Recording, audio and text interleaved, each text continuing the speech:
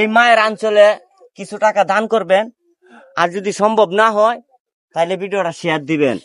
আসসালামু আলাইকুম প্রিয় দর্শক, আমি আজকে আপনাদেরকে দেখাবো মা কাকে বলে, বা মায়ের ভালোবাসা কি, বা মা একজন সন্তানের জন্য কি করতে পারে। আমার পাশে দেখতেছেন একজন ভাই বৈশা রয়েছে, তার দুটা কিডনি নষ্ট হয়ে গেছে। আর এই যে আমার পাশে একজন আছে মা। এই মা এই যে ওনার ছেলের জন্য একটা কিডনি দান করব। এখন এই কিডনিটা ট্রান্সফার করতে গিয়ে যা কিছু লাগে তাদের কাছে এই অর্থটা নাই।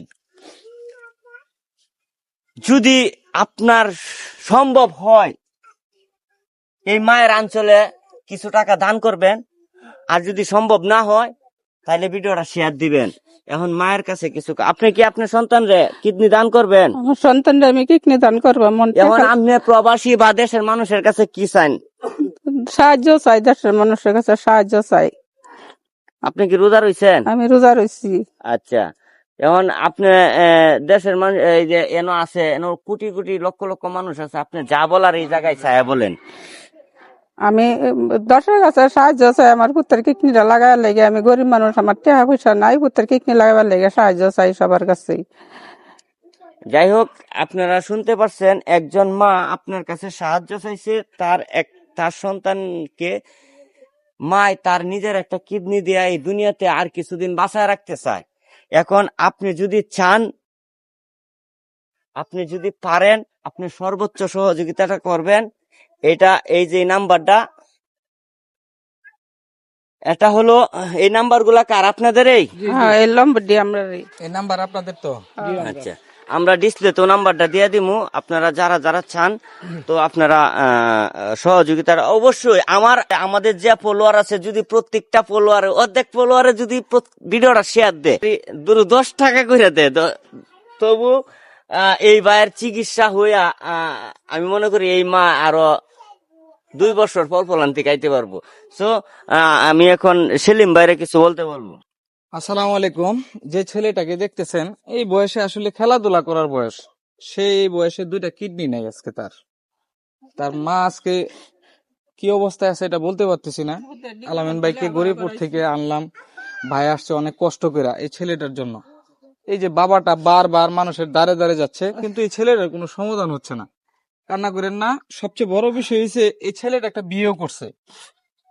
বিয়ে করছো কয় বছর হয় তুমি? 1.5 বছর। 1.5 বছর হয়েছে বিয়ে করছে। বিয়ে করার পর হঠাৎ করে তার কিডনিতে এই সমস্যা। এটা কিন্তু রমজান মাস চলতেছে, আর আছে মাত্র 10 দিন। আপনারা তো জাকাত দেন, ফেতরা দেন, আপনাদের কাছে ভিক্ষা চাইতেছি। আলামিন ভাই আছে, হায়াতুল আছে, আমরা ভিক্ষা চাইতেছি আপনাদের কাছে, ফ্যান্স ফলোয়ারদের কাছে।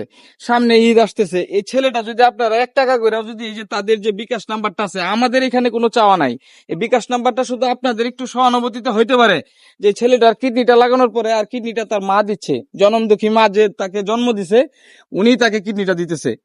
আপনাদের কাছে জোর রিকোয়েস্ট। আলামিন ভাই কি কোন? আমরা রিকোয়েস্ট না তাদের কাছে, জোর রিকোয়েস্ট না? হায়াতুল কি বলো? জোর রিকোয়েস্ট, হাত জোর করে বলতাছি এই ছেলেটার দিকে তাকান।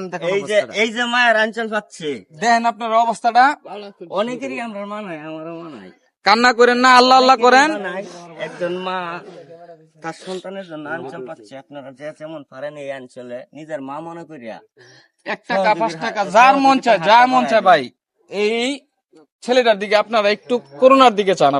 আপনাদের কাছে এইটুকু রিকোয়েস্ট। আপনারা তো অনেক ভিডিও দেখেন, ভাইয়ের ভিডিও দেখেন, হায়াতুলের ভিডিও দেখেন। এই ভিডিওতে অন্তত দেখার পরে প্রবাসী যে ভাইয়ের আছে, প্রবাসী ভাইদের জন্য ভাই একটা কিছু বলে দেন তো, আপনার পক্ষ থেকে একটা প্রবাসীদের জন্য কিছু বলেন তো। প্রবাসী বাইরে তো আমি বিশেষ করে ভাই যারা প্রবাসী আছেন, আর বিশেষ করে যারা আমাকে হাজার হাজার স্টার গিফট করেন, তাদের উদ্দেশ্য করে বলতেছি, স্টার গিফট না করে এই মায়ের অঞ্চলে আপনার একদিনের স্টারের টাকাটা দিয়ে দিয়েন।